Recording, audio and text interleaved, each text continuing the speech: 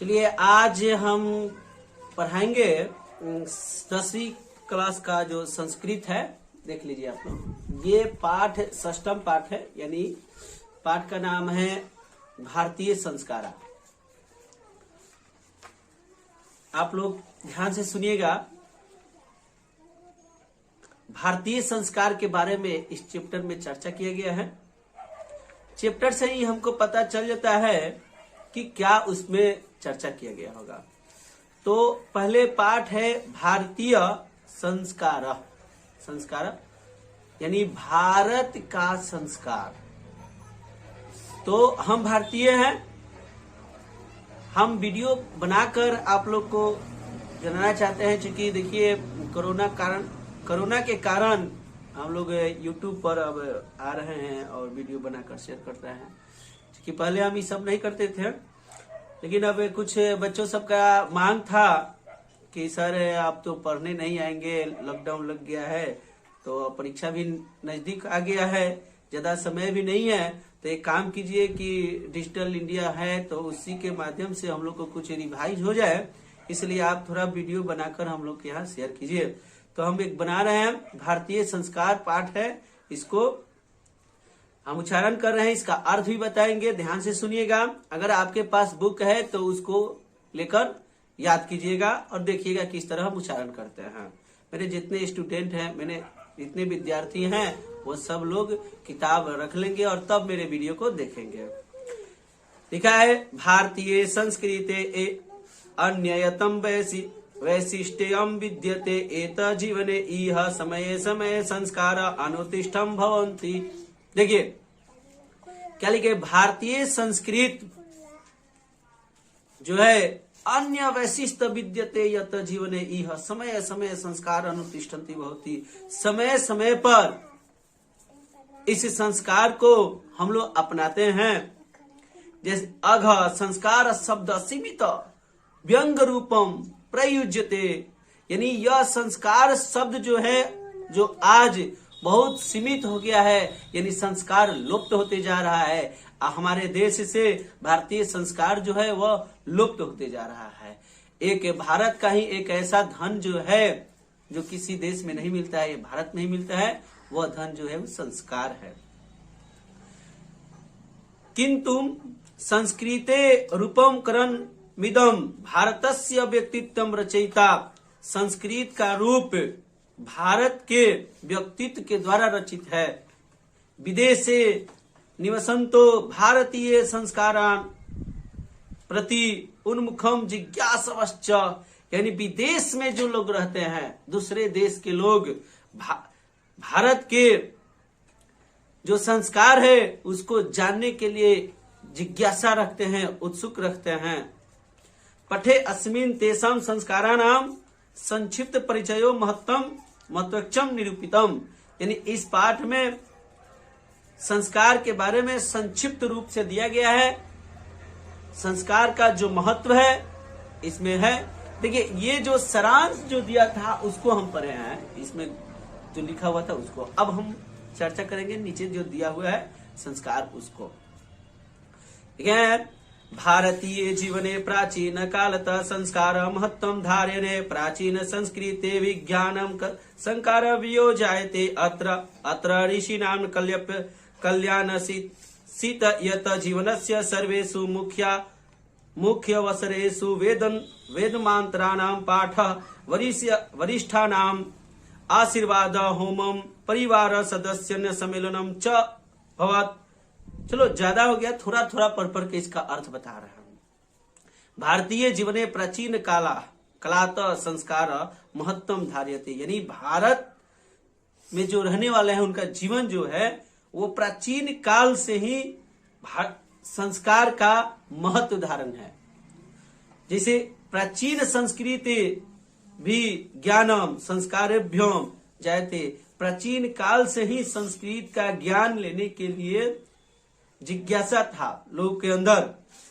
संस्कारेभ्योम जायते अत्र ऋषि नाम कल्पनाम सीति यत्र जीवनस्य सर्वेषु मुख्य अवसरेषु वेदम मंत्रम पाठ वरिष्ठा नाम आशीर्वाद होम। परिवार सदस्य सम्मेलनम च भवत।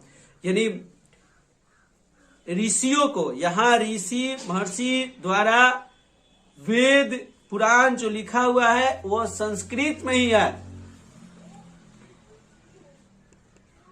देखिए स्पष्ट लिखे हैं कि संस्कृत में जो लिखा हुआ है,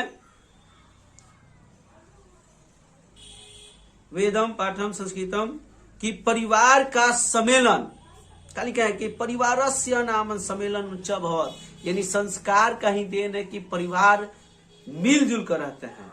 सम्मेलन मतलब मिलजुल कर रहना।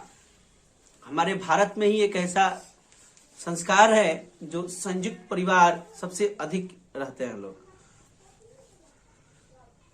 आगे लिखे हैं ततः सर्व संस्काराणाम अनुष्ठाने भवन्ति।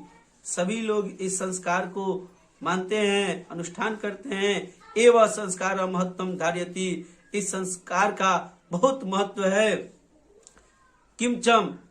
किंच संस्कारस्य मालिकः अर्थ परिमार्जन रूपम गुणाधारणश्च रूपश्च न विसमर्स्यते। अतः संस्कार मानवस्य क्रमशः परिमार्जने दोषान पनेते गुणाधाने च योगदानं कुर्वन्ति। संस्कारः प्रायेण पंचविधा सन्ति। जन पूर्वसत्र शैशव षष्ठ शैक्षणिक पंच गृहस्थ संस्कारः विवाह रूप एक मरणो उपरांत संस्कारश्च एवं षष्ठ संस्कार षोडश संस्कार भवन्ति। यानी जन्म के पहले 5 होता है संस्कार, उसके बाद शैशव अवस्था में जो होते हैं वो एक संस्कार होता है। 6 शैक्षणिक संस्कार यानी शिक्षा आरंभ किया जाता है। और पंचवा हुआ गृहस्थ संस्कार, जब हमारा शादी होता है तो हम गृहस्थ जीवन जीना शुरू करते हैं, जिसको विवाह संस्कार बोलते हैं। और मरने तक, जब हम मर जाते हैं तो वहां तक जो कहते हैं कि अंतिम संस्कार जो होता है वो एक संस्कार होता है। टोटल जन्म लेने से पहले से लेकर और मरने के बाद तक टोटल संस्कार होता है 16 संस्कार होते हैं। हम जन्म पूर्व संस्कारेषु गर्भाधान, यानी जन्म लेने से पहले का जो संस्कार होता है वो गर्भाधान संस्कार होता है। गर्भ में जो रहते हैं वो पुनवस्वन सीमांतो नयनम चेती त्रयो भवन्ति। अत्र गर्भरक्षा गर्भस्वस्थम संस्कारोपनयम गर्भस्थस्य प्रश्नाता चेती प्रयोजनम कल्पितमस्ति। शैशव संस्कारेषु जातकर्म नामकर्मण निष्कर्मणम अन्नम प्राशनानम चूड़ाकर्म कर्म कर्णवेधे सेक्षे कर्मसो भवन्ति। देखिए इसमें लिखा हुआ है कि गर्भ लेते हैं, उसके बाद गर्भावस्था का संस्कार होता है। एक अन्न प्रश्न, जब बच्चा जन्म लेता है तो 6 माह के बाद प्रश्न जो अन्न दिया जाता है वह एक संस्कार होता है। उसके बाद जात कर्म का संस्कार होता है, नामकरण संस्कार होता है, निष्क्रमण होता है, अन्नप्रश्नम चूड़ाकर्मम जो जनेऊ होता है वो भी होता है। इस प्रकार बच्चों का संस्कार शुरू होता है। शिक्षा संस्कारेषु अक्षर आरंभ, जब शिक्षा का संस्कार होता है, पढ़ने लिखने के लिए जब बच्चे को बताया जाता है तो उसको शिक्षा संस्कार बोलते हैं। उपनयनम संस्कारम जो जनेऊ ने होता है। वेदारंभम के समन्तम समावर्तन जय एति संस्कार प्रकलिप्तः। अक्षरंभे अक्षर लेखनम अंग लेखनम च शिशु प्रारभते। उपनयन संस्कारस्य अर्थ गुरुनाम शिष्यस्य स्वगृहे नयनम भवति। यानी जब शिक्षा का आरंभ होता है उपनयन कराकर तो गुरु से भिक्षा, घर से भिक्षा लेकर आते हैं और शिक्षा का प्रारंभ करते हैं। तत्र शिष्य शिक्षा नियनम पालनम अध्ययनम करोति। जब गुरु के घर बच्चे रहते हैं तो शिक्षा के जब नियम पालन करते हैं, गुरु जी जिस तरह कहते हैं उसका अध्ययन करते हैं। ते नियमम ब्रह्मचार व्रते समाविष्टम। जब गुरु के यहाँ जाकर कोई बच्चा पढ़ता है तो ब्रह्मचारी रूप धारण करके शिक्षा को प्रारंभ करते हैं, शिक्षा सीखते हैं। यानी गुरु के आश्रम में जाकर पढ़ते हैं तब उसको ब्रह्मचारी का रूप पकड़ के तब शिक्षा को ग्रहण करते हैं। प्राचीन काले शिष्य ब्रह्मचारित इति कथ्यते अस्मा, स्पष्ट लिखा हुआ है कि प्राचीन काल में शिष्य को ब्रह्मचारी भी कहा जाता था। गुरु गृहे एवं शिष्य वेदारंभ करोति अस्मा, गुरु के घर जाकर वेद को अध्ययन करते थे। वेदाम महत्तम प्राचीन शिक्षायम उत्कृष्टम मान्यते, वेद में भी वेद का ज्ञान लिया जाता था। उसमें प्राचीन शिक्षा माने पहला शिक्षा प्राचीन काल में वेद का ही शिक्षा दिया जाता था। किसान संस्कारे गुरु गृहे एवं शिष्यस्य प्रथम क्षौर कर्म भवति, क्षौर का भी शिष्य को ज्ञान दिया जाता था। अत्र गोदान मुख्य कर्म, मतलब उनको गोदान एक मुख्य ज्ञान का कर्म है, यानी गोदान एक है कर्म जिसको उन लोगों को शिक्षा दिया जाता था। अतः साहित्य ग्रंथेषु अस्य नामांतरम गोदान संस्कारो अपि, साहित्य के अनुसार गोदान का नाम समय के अनुसार बदलकर गोदान संस्कार रखा गया है। समावर्तन संस्कारस्य युदेश्यस्य शिष्यं गुरु गृहातम गृहस्थ जीवने प्रवेशते, यानी समय के अनुसार जब शिष्य गुरु के घर से गुरु के आश्रम से शिक्षा ले लेते थे, लेकर उसके बाद वो अपने घर जाते हैं तो गृहस्थ जीवने प्रवेश, यानी गृहस्थ जीवन में प्रवेश कर जाते हैं। शिक्षा वसने गुरु शिष्यम उपदेश गृह प्रेषयति, जब शिक्षक उनको अपने यहाँ से विदा करते हैं, गुरु आश्रम से विदा करते हैं, तो शिष्य को उपदेश देते हैं कि जो उपदेश देते हैं कि अच्छे से जीवन आपको यापन करना है, आप अपने घर जाते हैं। उपदेशेषु प्रेण जीवनस्य धर्म प्रतिपादयन्ते, यानी गुरु के जो उपदेश हैं वो अपने जीवन में उतारते हैं और धर्म का भी पालन करते हैं। यथा सत्यम वदम, जैसे में क्या क्या है बताते हैं जीवन में उतारने वाला। यथा जैसे में सत्यम वद, सच बोलो, धर्मचर, धर्म पर विश्वास रखते हैं, धर्म का रक्षा करें, स्वध्यानम प्रमोदम इत्यादि अनेक प्रकार के हैं। अब आइए विवाह संस्कार पूर्वक कमेव मनुष्य वस्तुते गृहस्थ जीवन प्रविशति, विवाह संस्कार जब होता है तो मनुष्य जो होता है गृहस्थ जीवन में प्रवेश कर जाते हैं। विवाह पवित्र संस्कार, विवाह जो होता है एक पवित्र संस्कार होता है। मतः यत्र नाना विधानम कर्म कांडानि भवन्ति, उस विवाह संस्कार में कर्म कांड अनेक होते हैं। जैसे तेसु, जैसे में लिखा हुआ है वांगदानम, मंडप निर्माणम, वधुगृहे वर पक्षस्यम स्वागतम, वरवध्यम परस्परम निरीक्षणम, कन्यादानम, अग्नि स्थापनम, पाणी ग्रहणम, लज्जा होमम, सप्तपदी सिंदूर दानम इत्यादि।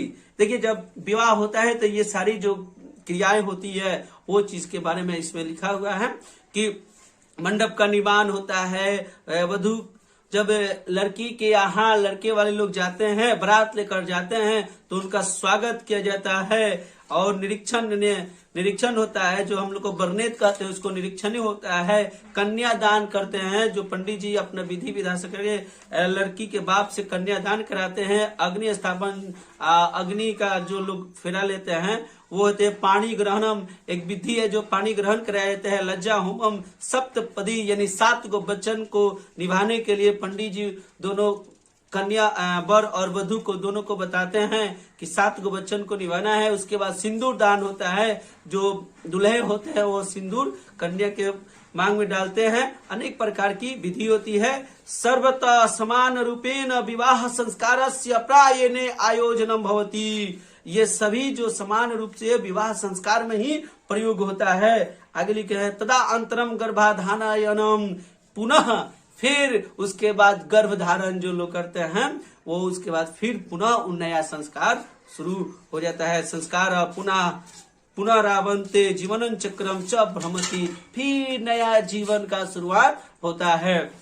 जब वो उनके फिर गर्भ होता है, बच्चों का जन्म लेता है तो फिर नया, तो उसके बाद मरणांतरम, मरने के उपरांत अत्यंतिष्ठितम संस्कारम, अंतिम संस्कार जो होते हैं अनुष्ठियंती एवं भारतीय जीवनम दर्शनस्य महत्तम पूर्णम मुदापादनम संस्कारम इति। इस प्रकार भारत में जितने संस्कार है वो संस्कार बताए गए हैं और भारत का जो संस्कार है बहुत महत्वपूर्ण योग्य संस्कार है। ये भारत का संस्कार ही हमारे देश का एक अलग प्रॉपर्टी है, संपत्ति है, जिसको हम लोग चलाते हैं। अब आपको अगले वीडियो में दिखाएंगे इसका प्रश्न आंसर कैसे हल करते हैं, प्रश्न का उत्तर बताएंगे। धन्यवाद।